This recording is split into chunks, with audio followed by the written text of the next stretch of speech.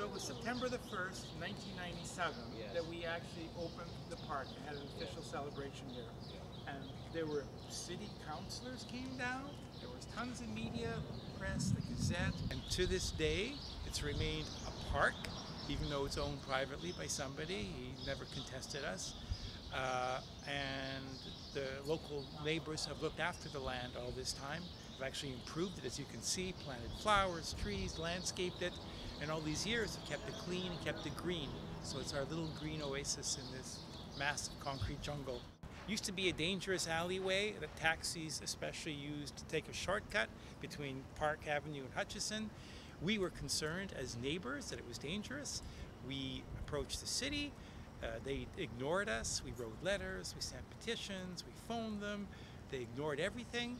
And so over a period of years, residents decided that was it. They took things in their own hands, and overnight, anonymous residents transformed this little alleyway, which was once a dangerous alleyway, into a little park.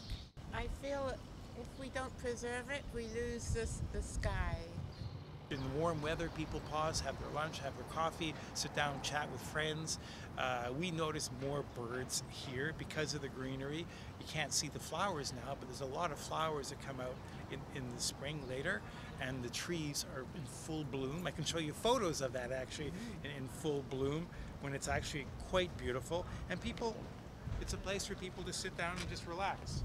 So once these trees are all green, you get a lot more green foliage, and you can't see it, I guess, because of the light, but there's so many flowers, and people have all kinds of anonymous residents come by and just plant flowers and shrubbery, and next thing you know, oh, there's a new flower, Anyway, it's important for us to keep it green because it's part of the bigger picture for the city, keeping Montreal green. And if we can win this little battle to keep this little alleyway green, then other neighborhoods have hope of keeping their little green oases as well. But right around us, behind you here, is La Cité, which is this mega complex of concrete that residents opposed back in the late 70s, and residents didn't succeed in staving off the 4 towers, but they saved a huge chunk of neighborhood and preserved it as affordable neighborhood housing, affordable social housing. So this neighborhood now is home to the largest self-managed housing co-op, nonprofit housing co-op in North America. Our main concern when this started to become a neighborhood issue was safety. This alley was a major shortcut for taxis, and our children all play out here, so we decided to try to do something about it. So a group of neighbors first created a barricade. That was the first step. We created a barricade and then started taking up the asphalt and started planting. And here's a newspaper clipping from the mid-90s, and it shows my daughter and a neighbor. They had a little party here in the park to celebrate the creation of Parc Oxygène. She's grown up now, but she and her friends still come by the park and they sit here from time to time, and they use it as a meeting place. So it's become a major part of our life, and it would be a shame to lose it. I don't think the city can afford it.